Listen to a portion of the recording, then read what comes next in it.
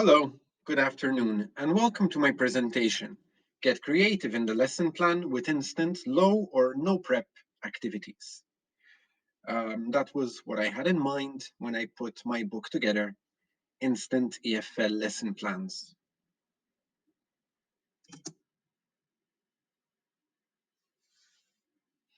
So who am I? My name is Cristian Spiteri, and I've been teaching for around 9 years now. I'm from Malta, and I like to say that I'm not just a teacher, but I also have other things going on in my life, other pursuits that I am passionate about, the same way I'm passionate about teaching. Like, for example, I really enjoy traveling, I'm a competent cook, and I'm also a performer. Now, why do I mention this? I mention this because I like to come up with lesson plans that also draw from these other pursuits. So, if there's a way that traveling or performing or cooking can be incorporated into a lesson, then that is what I'm going to do. And that is what I very often do in my book.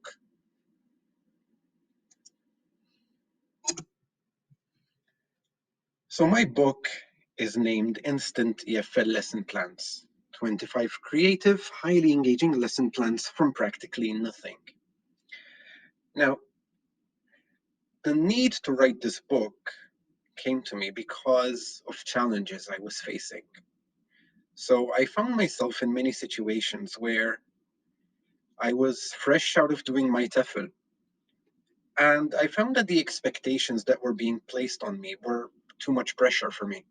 So I was being asked to replace a class at a moment's notice, for instance, or I would not always have ample time to prepare, or I would not have access to resources or a book sometimes.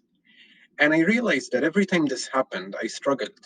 And it wasn't just me, it was all the teachers who were fresh, when we were just being invited to just teach in a classroom without prior preparation.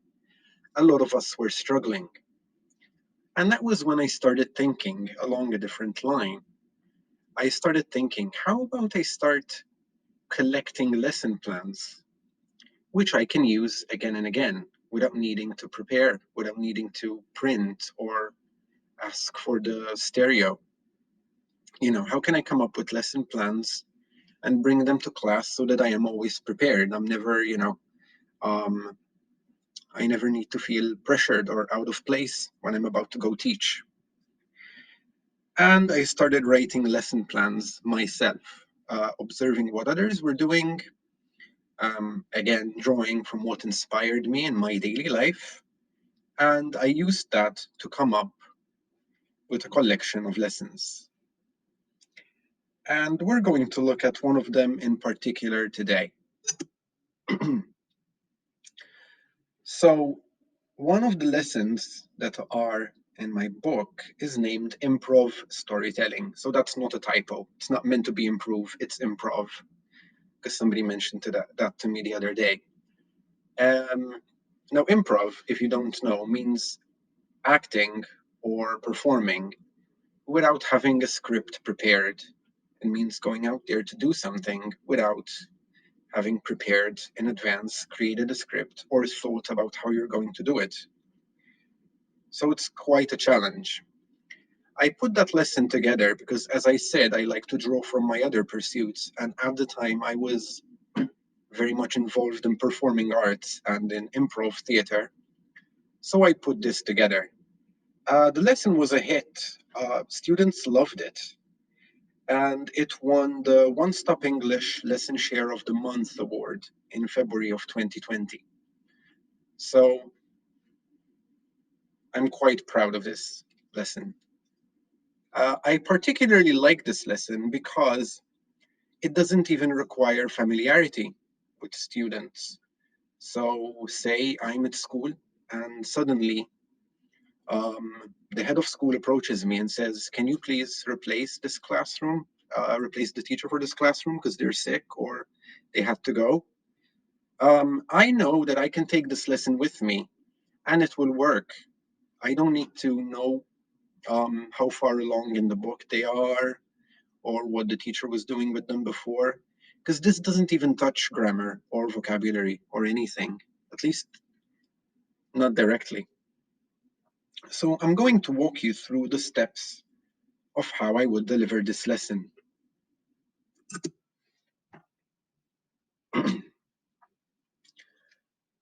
So when starting out, I would write on the board in the classroom, be more average. And I would just leave it there. I would not discuss it. Just put it on the board. Of course, there will be some observant students who will ask you about it. What does that mean?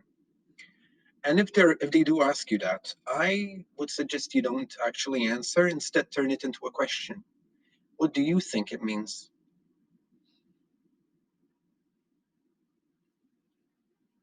Afterwards, I ask the students to rearrange their seats into a circle with no desks. So once my students are sorted in the circle, I would then ask for a volunteer. I let them know I need a volunteer. Sometimes if I want to, I will tell them I want a volunteer that's feeling particularly brave.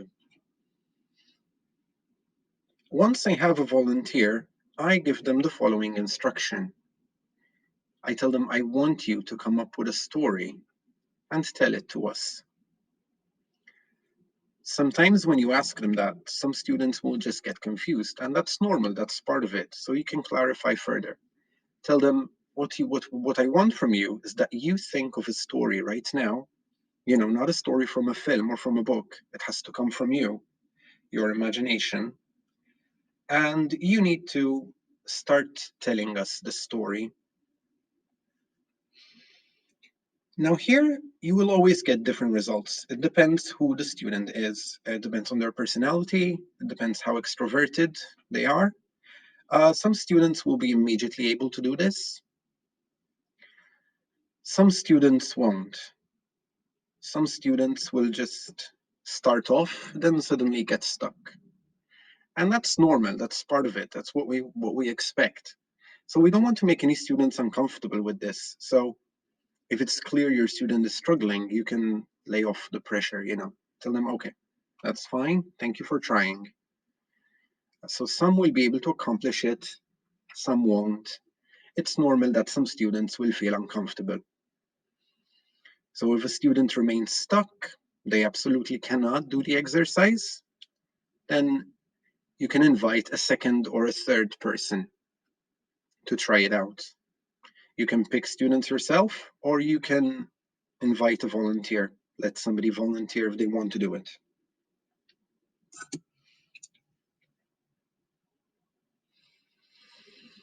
After you've done this, you've seen some students succeed at it, and you've seen some students who didn't want to do it. You can talk to them and ask them, like, do you know this? Some of you can do this. Some of you cannot. Why is this? And of course, you always want to do it in a kind way, not in a way that makes them feel like, oh, I wasn't able to do it somehow, but make it more about what holds you back. Because you have the language skills. This is not a lesson for beginner or elementary. I would use this lesson with at least an upper intermediate class. So I would ask them, are you comfortable doing this exercise? Some students will say yes. Some students will say no. Now, when they say no, I like to ask them why. So why can't you do this exercise? It's just about taking note of what they answer. So some students will say, oh, I have no imagination. I can't think of a story. Don't contradict this. Don't say anything. Just, okay, that's fine. Others will tell you, oh, but my story is not very good. And, like I'm thinking of a story, but it's horrible. And that's when you can ask them, well, did I say that the story needs to be good? Did I ask you at any point to make a story that's so good, that we're like really excited to find out what happens next? And of course, I didn't. Sometimes students hold themselves back because they feel their story is not interesting or good or original. It's important to let them know that you didn't ask for a good story, just a story that they make up on the spot. In fact, this is when I would point out the words on the board again. So I wrote "be more average" earlier. Take a look at it, I would say to my students. What do you think it means? Of course, some students might understand what the phrase means, while some might not. And I would help guide them to the right answer. Of course, I would never give it away, but I would try and help them scaffold until they get to it. And of course, the meaning of "be more average" in this case means that you don't hold high expectations for doing this. So you don't need an impressive story, you don't need an amazing story, you don't even need a good one. You need something that's average. Because what it really means is letting go of perfectionism, letting go of, oh, if I go out there and speak, it has to be brilliant. And of course, this is also a metaphor, because sometimes students, even if they have very good language skills, they might feel shy to speak. So they have the language knowledge, but not the courage. And I wouldn't outright point it out, but that's also what I'm hinting at. So stop expecting that you need to be perfect before you can do something, before you can speak more, or before you can tell a story. It's okay to be average. Now, this improv training, and even "be more average," the phrase, comes from Keith Johnston's acting teaching. So Keith trains improv actors, or he used to. I don't know if he's still doing it now. And I would introduce him to the students if the class had an internet connection. So at this point, I did not write it down because this is optional, but sometimes I would let the students watch. Like, I once had a classroom with a big screen, an interactive board, and I put on a TED Talk delivered by Keith Johnson. And I asked them to watch it, not the whole thing, just a few minutes, but just to discuss this perfectionism. Of course, this only applies if you have an internet connection in your classroom. So again, this is about being flexible. If you're given a class with no internet connection, you don't need it. You can skip this. It's always about making use of the resources that are available to you.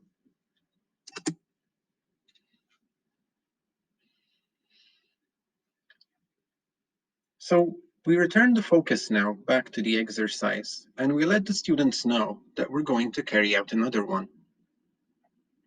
Tell them we're still going to be doing storytelling, but this time we will help you. It will be a bit easier.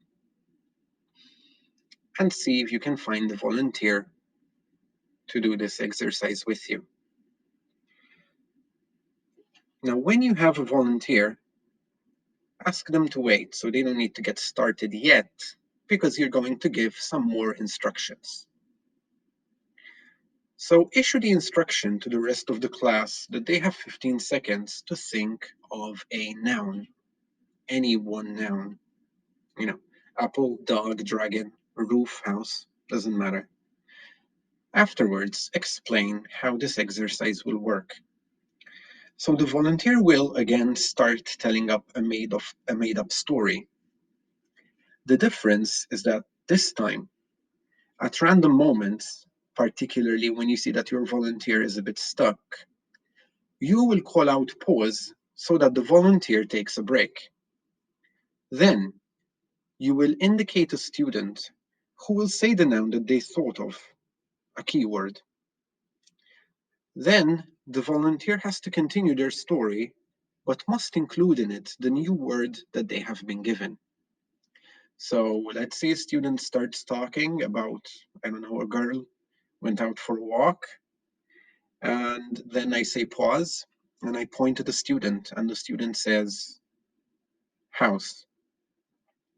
So at that point, the participant needs to continue the story from the point where he was stopped, but must include the house in a way or another.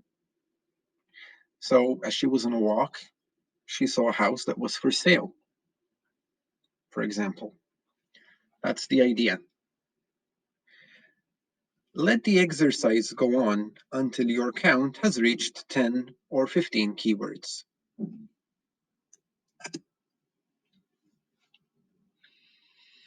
Ask your volunteer to pause in telling the story. So after you have 15 keywords, you can invite him to stop with the story and then elect another storyteller from the group of classmates. So generally it will be a friend of the original volunteer. Now, this new storyteller explained to him that it will be his turn now to continue the story where their friend left off. What they need to do is continue the story from the same point, but also reincorporate into the story all the new keywords that were said by their classmates during the first part of the story. So let's say, taking the original example, if we had a girl and house and maybe apple, frog, etc., after pausing, the new storyteller has to continue the story but use all those keywords again. He is only allowed to stop the story once he has used all the keywords. Of course, it's possible that the student will forget some of the keywords, and in that case, that's fine because the other students can help him out. You forgot apple, you forgot house, you forgot frog. We will be helping them out as they go. So let the activity play and then let the story come to a natural conclusion.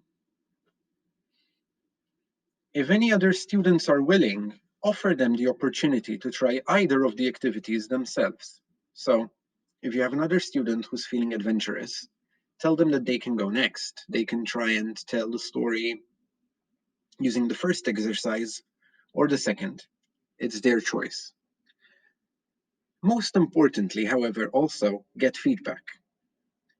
Ask the students to give you their opinion. Which exercise was easier, the first or the second? And why? See what reasons they come up with. So probably some student will bring up imagination or lack of it as a reason or explanation why they couldn't handle such an exercise. Maybe the first one they think requires better imagination than the second. So that's why the first one they can't do it, but they can kind of do the second one. And this time we're going to focus a bit more on imagination then.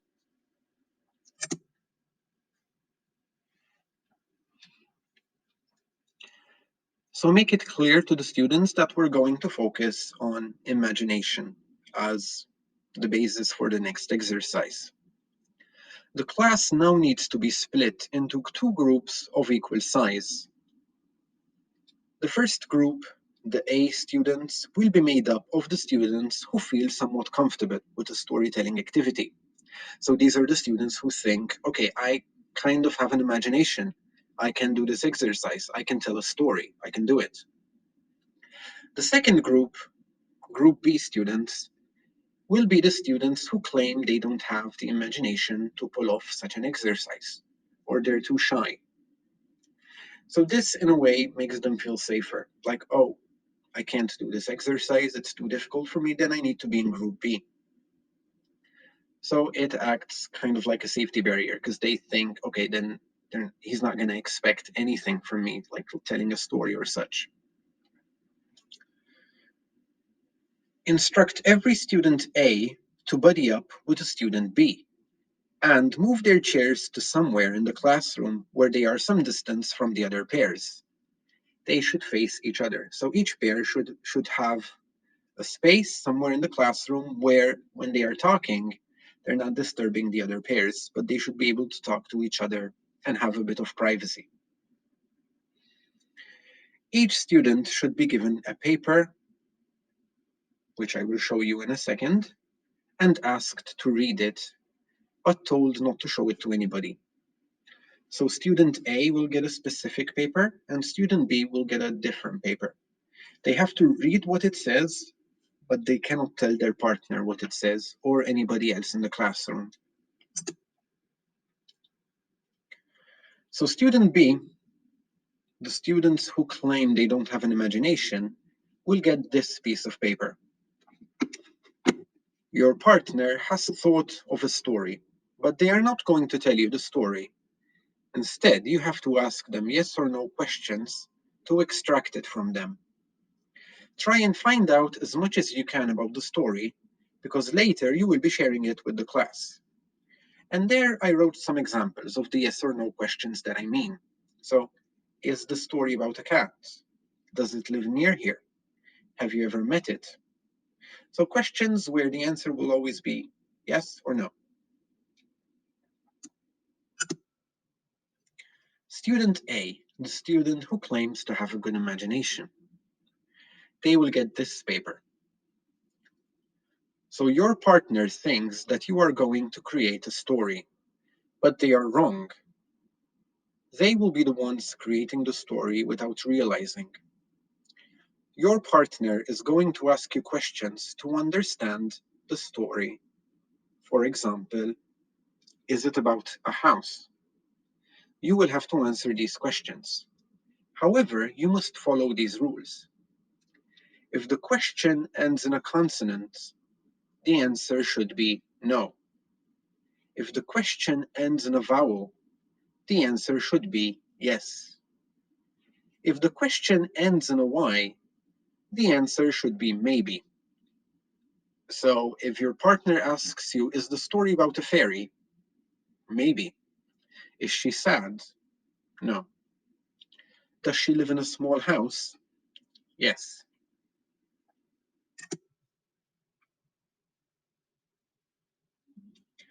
So when everyone has had time to read their instructions, let the activity start and set a time limit of around 15 minutes. If there's an odd number of students, you can buddy up with a student yourself, but make sure that the other student is in group B. When the activity is done, invite each student B one by one to come to the front of the classroom and tell the story that they have extracted from their partner, student A. So after each student B completes the story, ask the student some questions like, did you like the story? Do you think your partner is good at telling stories? What do you think inspired him in coming up with this story, him or her? Does he or she have a good imagination? So questions like these, that type, where you're asking them their opinion about the story. So very likely when you ask these questions, the rest of the classroom, especially students A, will be laughing. And that's okay, that's what you expect.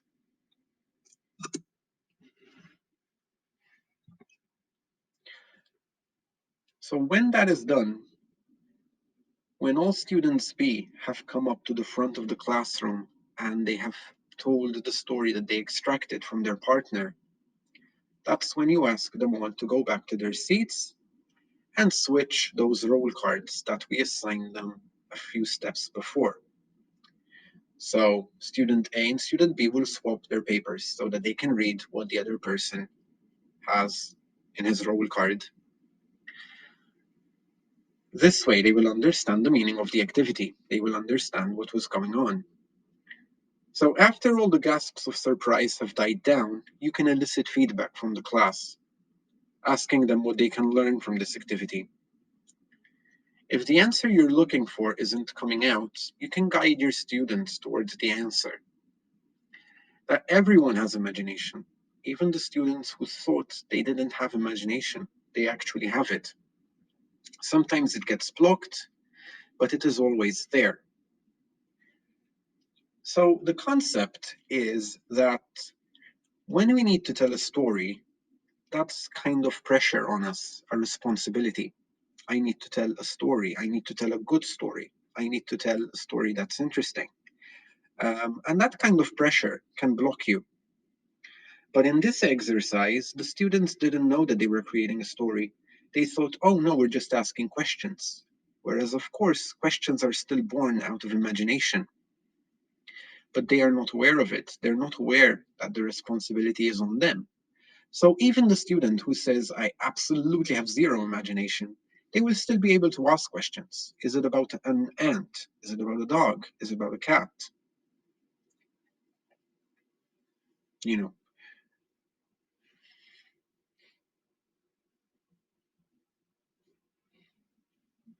If your audience is mature enough, you can even gently bring up the subject that sometimes we are afraid of saying out loud what our imagination is telling us because we are ashamed of what it says about us, and see if they agree. So, for example, here, what sometimes happens in these kind of exercises is a person can get blocked from talking about something that's on their mind. Like, let's say you're asked to create a story, and suddenly the thoughts that come to your mind are about darker topics, abuse, divorce, or death, or um, betrayal, etc., or mental health problems. Let's say those are the kind of things that come to a student's imagination. It is very possible that that student will not say it, will never say it out loud. They will never say, oh, and then the girl had a mental health problem, for example, because they are afraid of what it says about them. So a student can feel afraid of saying, for example, of discussing abuse in his story or mental health, because they are afraid that if they do that, other students will think, oh, maybe he has this problem himself, or maybe he has experienced abuse himself. So we believe that the stories we tell, what comes out of our imagination, people will link it to us. So that can make us afraid of talking about darker topics. What will the people think?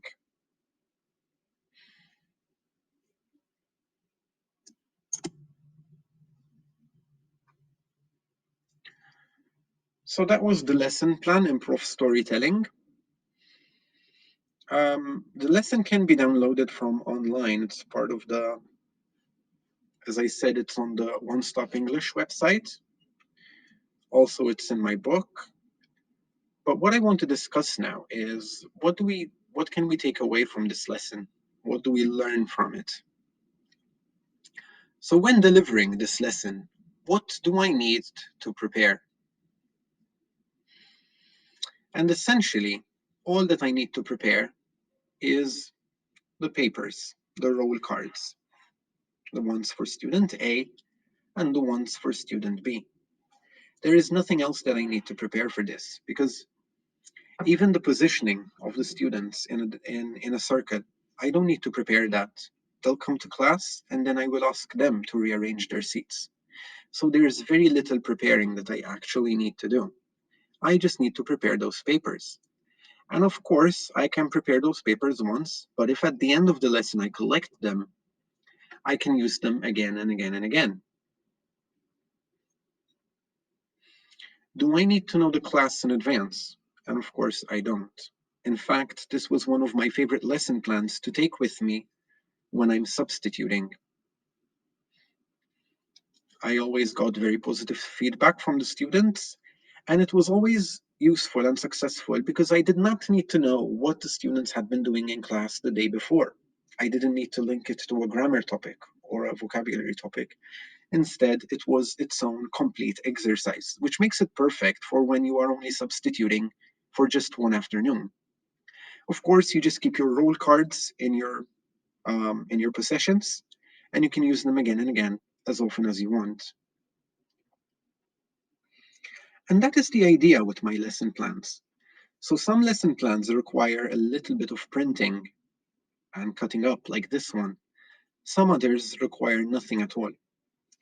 And then those kind of lesson plans, you take them with you to class as many times as you want, without needing to prepare again, without needing to start from scratch, without needing to queue up for resources.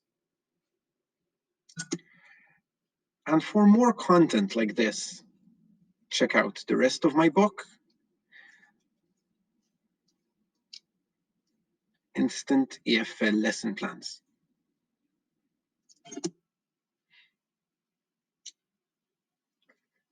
Thank you for listening.